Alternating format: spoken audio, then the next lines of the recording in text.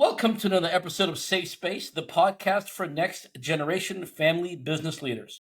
Today, I am excited, very excited, because I get to interview a gentleman whose book I read probably about 3 or 4 years ago, which, in my opinion, is the best leadership book I've read in about 15 years. So, James Kerr, out of Hampstead, outside of London, welcome to the show.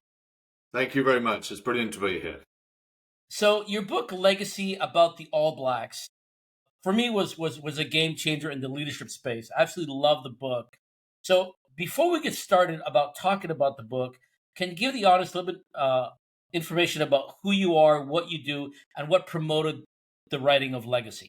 Yeah, well. First, thanks for having me here. It's great to have a chance to sort of channel my work in this direction. So I'm a writer, coach, consultant, speaker, hybrid, if you like. And my sweet spot really is around culture, leadership, and mindset for high performing teams. And I've worked with sort of some of the best, and that's been an extraordinary privilege and learning. And so I'm really focused on the idea of, who do we have to be in order to become what we're capable of becoming, if you like, as an organization and as an individual. So it's around character, culture, values, vision, purpose, not in a kind of brandy kind of way, but in an authentic human way. And so I do that work with leaders and leaders of leaders to try to create the environment in which people thrive and become the best version of themselves they can be. So Legacy, what the All Blacks can teach us in business and in life. What promoted writing that book? What was the the genesis of the idea? Well, it was a sort of a coming together of worlds, actually. I'm a New Zealander. The All Blacks are our guys. They're sort of proof positive that a small group of committed people can take on the world and win and keep on winning. And I live in the UK now, but I still sort of call New Zealand home, and I absolutely call the All Blacks my team. So I was interested on that level. But I also saw in them an opportunity to use really the work that they do as a case study of the kind of work I was doing on large organizations and the leaders of those organizations around some of those fundamentals, the sort of first principles of how to create the environment in which people thrive, make good decisions, build resilience, and leave a legacy. And I think at the core of the All Blacks culture, there's this idea of legacy, this idea of what they call leaving the jersey in a better place. And it's a profoundly human idea, I think, and a profoundly important idea, to represent all those who have come before us and also all those who will come after us. And what will we do with our time in the team? Our time in the jersey, our time in the seat. We're all part of this long unbroken chain of people stretching from the beginning of time to the end of eternity. And the sun shines on our moment, and this is our moment. What do we do with it? And who do we have to be in order to be that? I guess are some of the questions I might start with. So let's look at that concept of leaving the jersey in a better place and put it in the context of family business. Yeah. This is a podcast for next generation leaders. Some current leaders listen to this. So how would you frame that, leaving the jersey in a better place, in the context of a family business? And who can they and show up to leave in a better place? There is an intergenerational aspect, obviously, in that idea of legacy, and that idea of passing them in rugby, use the rugby analogy, to pass the ball from one generation on to the next. And then that next generation picks it up and runs with it and takes it forward. Now, there's a sort of a moment of handover and trust in that. Like if we continue the analogy, in that the direction is going to be generally in the same direction, the try line's up the same end. But there's also an empowerment moment. There's a moment of trust, of autonomy, and autonomy and accountability together in terms of picking up the work that's been done in the past, but then making the future or the present and the future our own. And I can see that mapping very strongly onto some of the challenges from kind of both sides of that succession equation, if you like. Clearly the incumbent generation, the leader at the moment, does things his or her way, has his or her expectations about the right way of doing things. But there is also a moment that one must let go and hand over and trust another generation who has to be able to do it in their own way, has to, because that's where innovation, authenticity, power happens. And so I think probably if you look at it from both sides, there's a kind of a lesson to be learned around stepping up and stepping down, perhaps, or hand passing the ball. And that degree of relationship and trust and care that's required, and love, I think, devotion, if you like, to something bigger than ourselves, becomes an incredibly important part of the equation. One of the guiding principles that you talk about in the book is the learning environment, creating a learning environment. Yeah. Can you expand on that and how the All Blacks took that concept after the loss in the 07 quarterfinals to France, and what they did with that? Yeah, I mean, look, to step back for 2 seconds, any high-performing environment is a learning environment at heart. The commitment has to get better every day.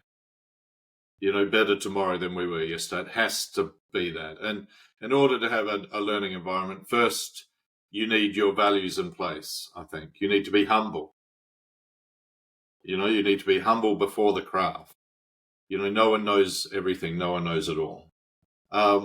You have to be connected. You have the flow of information is incredibly important. You need to create an environment around yourself that has the right stimulus, that has the right input, because otherwise you get the wrong output, if you like. In terms of the specific example, the All Blacks came to a crumbling halt in their World Cup ambitions in the quarterfinals.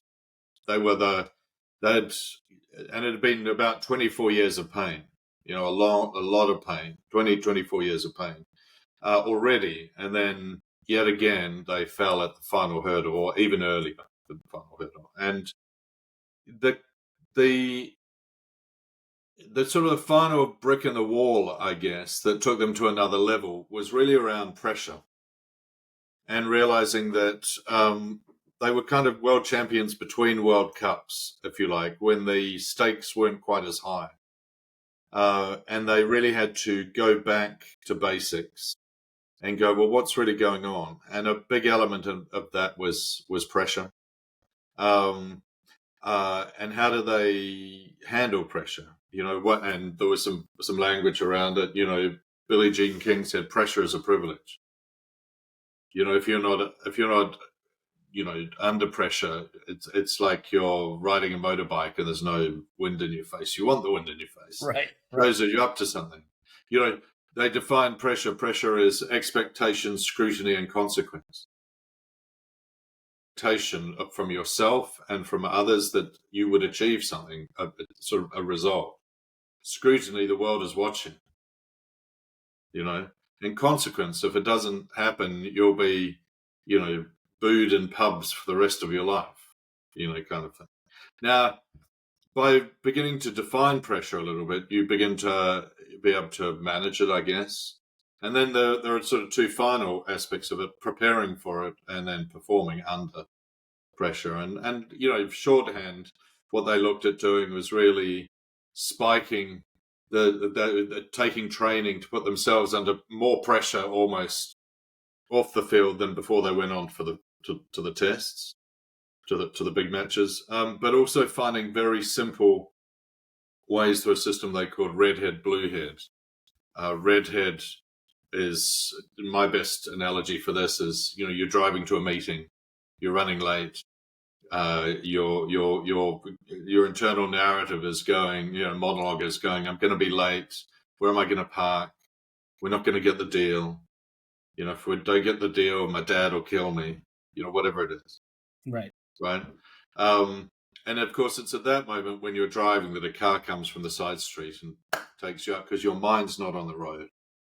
You're not on task. Um, the opposite of that is blue-haired. You're clear, you're accurate, you're on task, you're in the moment.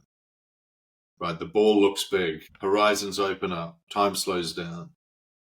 So how do you make that shift? How do you deliberately make that shift in those pressure moments from a kind of future focused, results oriented, consequential mindset to one that's on task?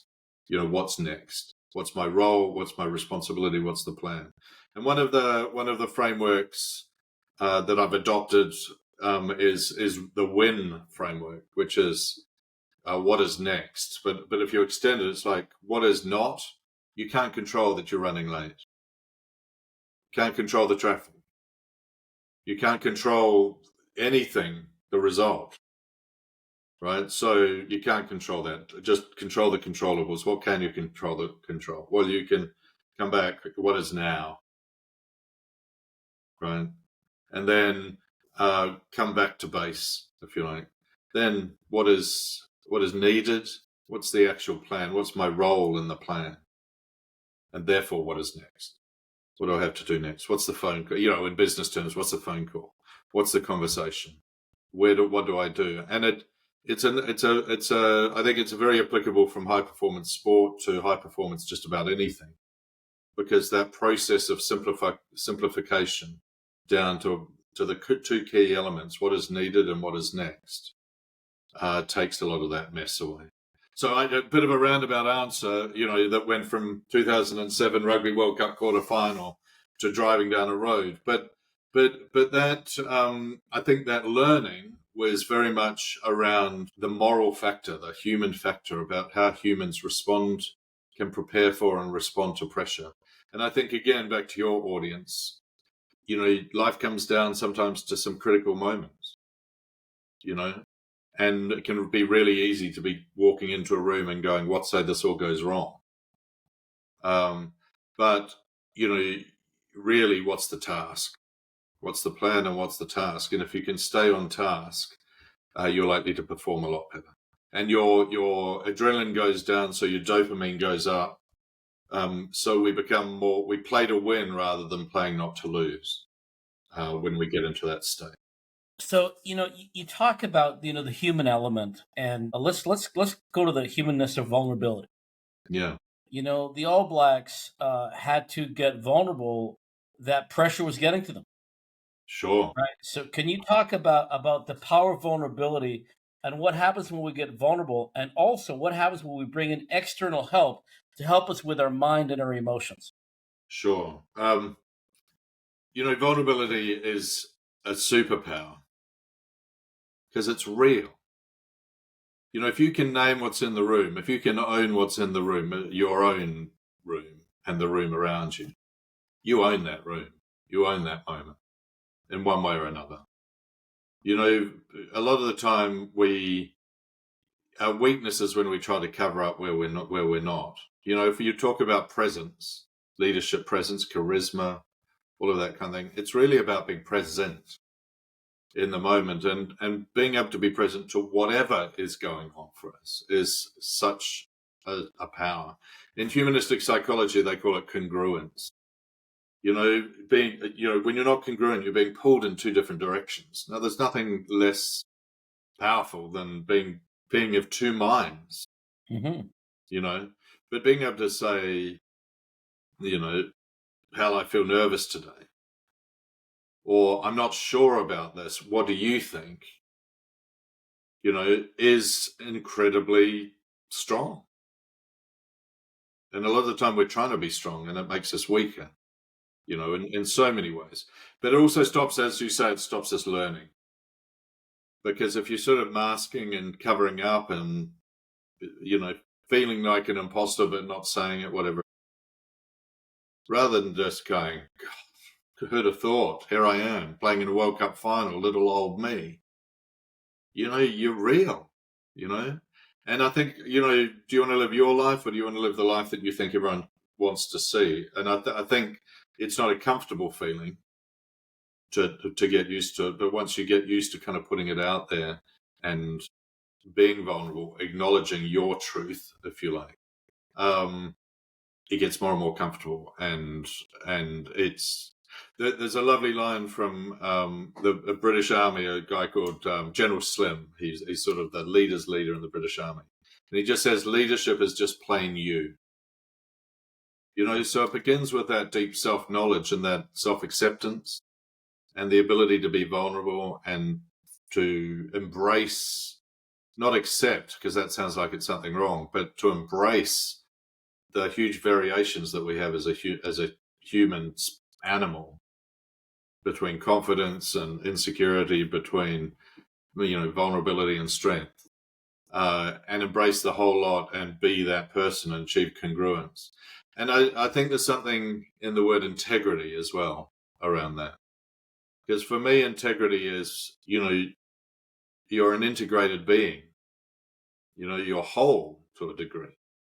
Your values, your thoughts, your actions are aligned. You are, there is a oneness, a wholeness, an integrated being. And that's, again, if you're pulled in different directions, if you're trying to be somebody that you're not, I mean, how many people have you met that do that and you know exactly what they're doing, and therefore you know their weak point, by the way. And I believe it takes more energy to feed all the directions as opposed to being who we are. We talk about, hugging the ugly, which is about, that part of us that we don't want to be with. When we hug the ugly, that becomes our superpower. Sure. And we tend to, as human beings, and high performers, we tend to not look at that because we want to appear that we've got it all together. But the reality is we're human beings and we don't have it all together. No. But we are imperfect beings, always. Yes. And the other, the cracks are where the light gets in. Yeah. That really, that's where that's where the learning is. And you can't grow without discomfort. Like going to the gym. And it's going to hurt. Yeah. It's going to hurt a bit. Otherwise, you're not really getting in there. No pain, no gain, and so on. And the same as in that emotional, you say hug the ugly, grasp the nettle. It's going to hurt, a bit. It's uncomfortable. But, you get uncomfortable. You're comfortable with being uncomfortable. You kind of coin the cliche. Then suddenly you're comfortable. It's all right. There wasn't a problem, It's just, human beings, we've got this belief that we don't want to feel the pain or face the fear. And we create all these constructs that prevent us from feeling the pain and facing the fear. Yeah. And because we've gotten not us, our ego, our mind, our narrative has gotten so good at masquerading, we need someone to come in and break through that. Yeah. So in answer to your second part of the question, the sort of follow-up question is, high performers need coaches. Michael Jordan had a coach. The greats are coached to greatness. And there's a mythology outside sport that somehow we're supposed to, only heroes do it on their own.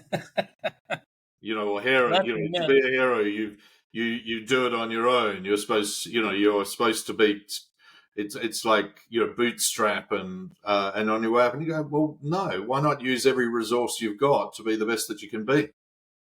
You've got resources, and in terms of your audience, if you like, you've got the resources to get the best people around you. Why wouldn't you? We're the product of the people around us, and we're blind to ourselves. So why wouldn't you have somebody who asks the questions that you need to be asked, or the next questions that you need to ask yourself? You need the right people, and it's not coaches. One of the nice things, the lovely things I've sort of learned along the way is where the word coach came from, which is from a very simple metaphor from a coach, a horse and carriage, takes you where you want to go. A Interesting. coach takes you where you want to go. Doesn't take you anywhere you don't want to go. You pay for your ticket and you give a destination, and the horse and cart sets off in that direction. Your coach is there to take you where you want to go, and you're going to get there a lot quicker and a lot drier and a lot less muddy, and in a more comfortable, probably way, with a little bit of discomfort along the way, than if you try to sort of put a knapsack over your thing and set out without a map. So again, we come to humility with that. I think there isn't a really successful person that hasn't actively sought out mentors, people they can learn from. Again, high performance organizations are learning organizations. I think the most successful people in the world, certainly all the people I've met who have really got to the top of their game, they are voracious learners, and they will take information and coaching and insights wherever they can find. And it's really, if you get stuck not doing that, you get stuck. It's a pretty simple equation. So let's talk about, another guiding principle in the book was creating their own language.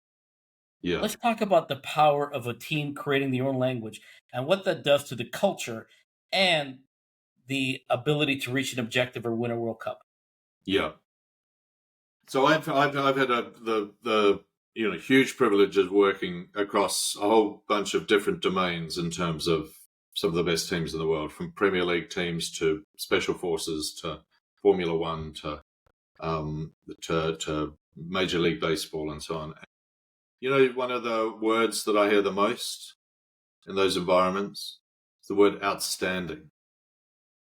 Outstanding. It's not a coincidence these teams are outstanding, and one of their kind of traits of language is the word outstanding. They're looking for it. They're looking for moments, and they acknowledge moments where people stand out and are outstanding. And I think language shapes, we have huge neuroplasticity. We know through neuroscience, through practices like CBT, that by reframing our language, reframing our narrative, we kind of reposition our relationship with the world. There's a story, the goat and the boat. I don't know if you've heard this. No. Somebody's rowing along a quiet, tranquil river, and suddenly they collide. They feel themselves collide with another boat. They turn around, ready to launch into whoever is rowing that boat. And of course, it's a goat. And suddenly they're not angry, right? So what's the difference between a goat and a human being? Well, there's a sort of a framing of fault and of a human fault. But if you can reframe problems as goats, let's say, just to take it, right, you're starting to change your relationship with the world. And those central metaphors that we often use, is life a battle? Well, it's going to be. Is life a dance? Well, it's more likely to be. So there's something, the source code really for our relationship to the world, and therefore our reactions or response to the world, our behaviors, it comes from language, the way we language. Now, it's not the silver bullet that doesn't cure everything, but it's certainly a very useful tool to start to think about how do we frame our relationship to the world. So rather than I'm trying to sort of think about it in terms of the world you're working in. Rather than it being a kind of succession, which sort of implies a sort of, I don't know, a kind of a taking over. Is there kind of a coalition for a while, within that relationship? Is there a transitional inflection point? How might you describe that gradual handing over? Does it all have to be a succession? One person's out and the other person's in. Even language will change your relationship to that kind of those moments, for instance. So I think it becomes a very, very powerful way to first reframe it, but also to create common cause. What are we trying to achieve here? And by sometimes working on the language, and it's sometimes a lot of the work that I do is often about going, well, what is the language what is our ethos of a group? What do we stand for? What are our core values? What do we stand for? Let's agree those. What's the end game? What's the vision? Let's agree that.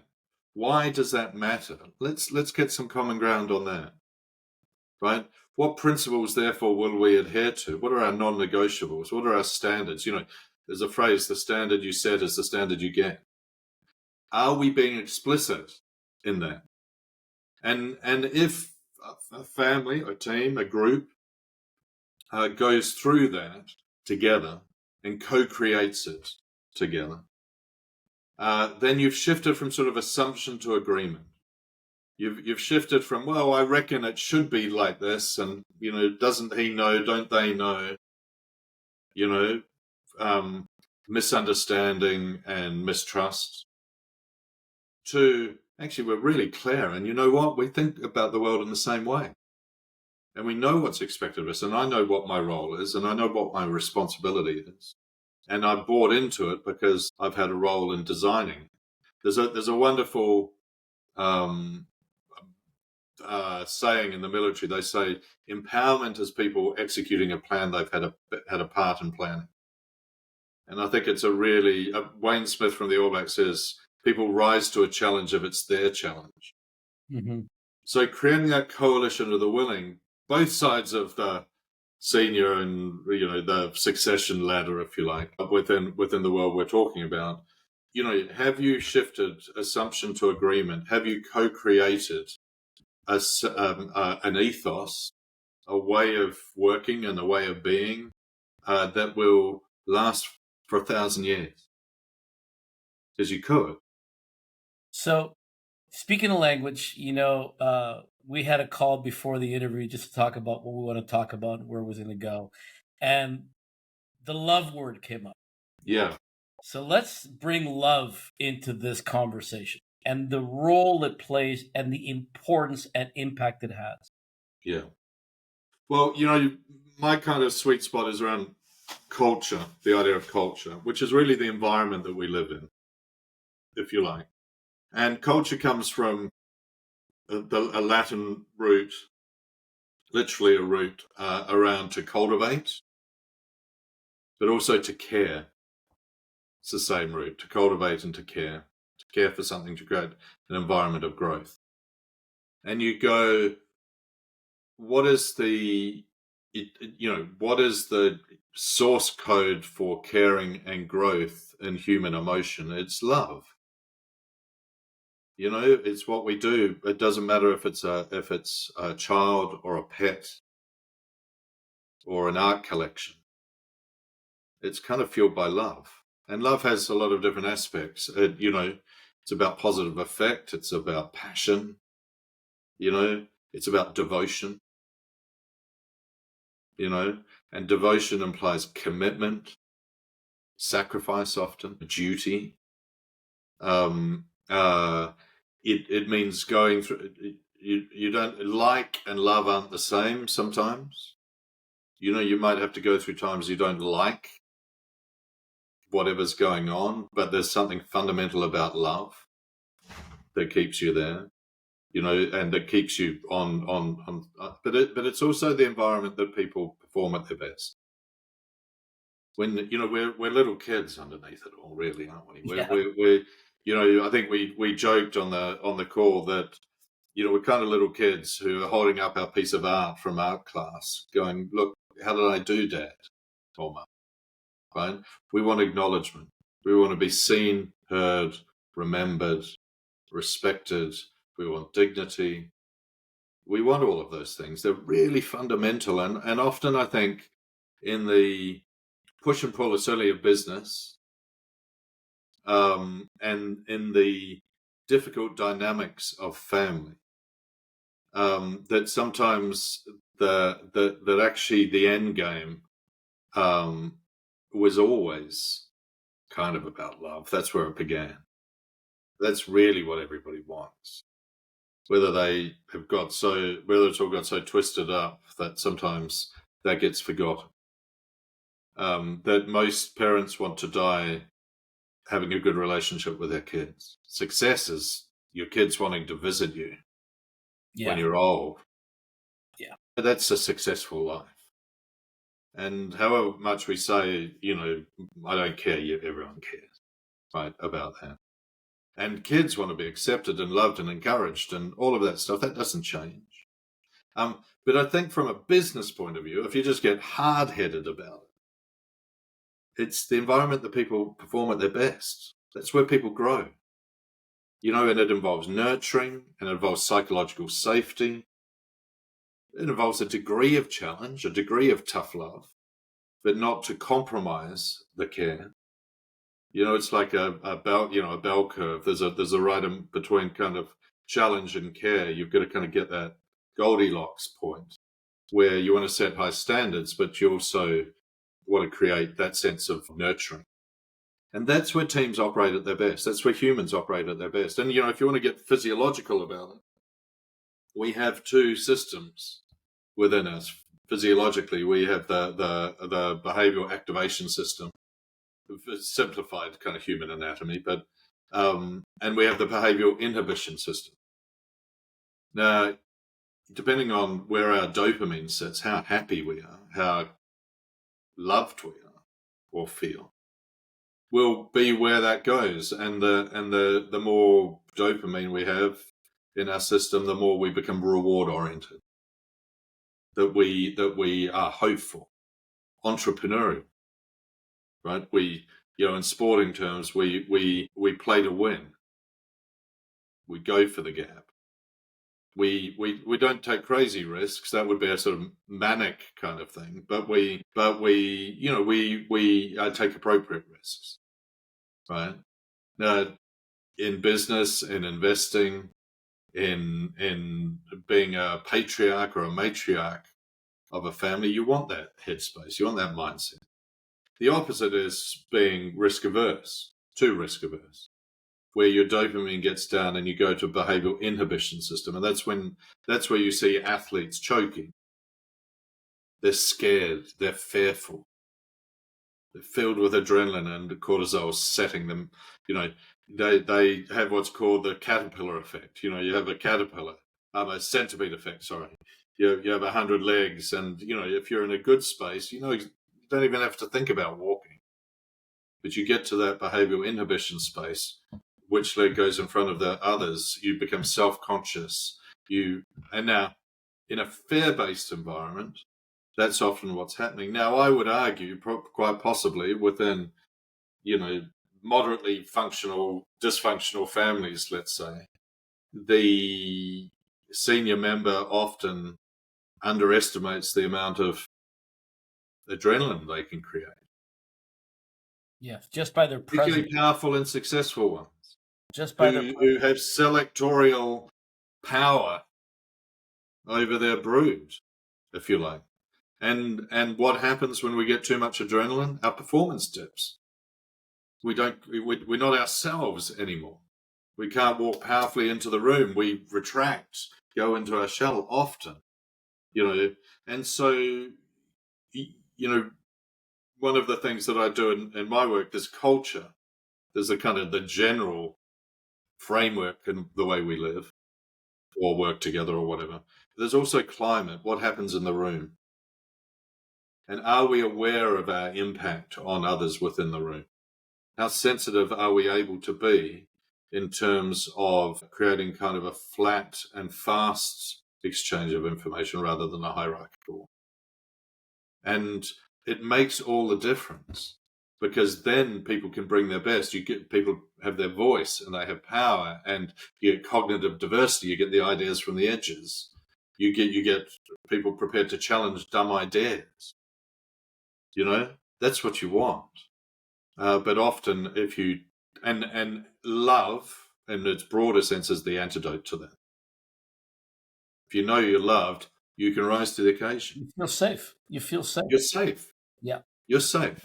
Because one of our basic human needs is we want to feel emotionally safe in our environments. with our relationships, and with those we care about. So James, we've come to the top of the hour, as Well, I knew we would. So I always like to ask my guests the same question. From your perspective, your knowledge, your wisdom, your experience, what's one piece of advice you can offer the audience, either the next gen, the senior gen, or both together? um, I kind of do the work. Mm. Do the work. Know thyself. You know, leading others begins with leading yourself. You lead from within, and we create the environment around us because of the environment inside us. So do the work, and know what you stand for, know what you want, know where you're going. Right? Have asked those sort of big existential questions about being. Who am I? Right? And align around those as much as you can. Try to sort of stay aligned. And rather than react to circumstances that get thrown at you, be in a position that you're able to respond according to your kind of deepest values and your deepest ethos. But to achieve that, you need to know yourself. So you need to do the work. James, wonderful, wonderful words of wisdom. Thank you so much for your time. If folks wanted to learn more about you and connect with you, how do they find you? Just Google James Kerr, James Kerr Legacy. I'm on LinkedIn, as is half the world. The book is called Legacy. It's what the All Blacks can teach you about the business of life. 15 lessons in leadership. It's available online and offline too, at all good bookshops and on Amazon. And yeah, just reach out, or have a read, and I hope it's helpful. My mantra is be useful, so I hope it's useful for you. James, thank you so much. And audience, as you know, our guests donate their time, their wisdom, and expertise for you, because we created this podcast as a community for you, because we recognize it can be a lonely place being a next gen family business member or sometimes a founder. So if there's anything that James spoke that really hit you or spoke to you, drop us a note, drop us a comment, but most importantly, be generous. And as James says, be useful and share the podcast with your friends and colleagues that may be sort of, not sure as to who they are, where they are, and how they can contribute. James, thank you so much. It's been an absolute honor and a pleasure. Likewise for me. Thank you very much.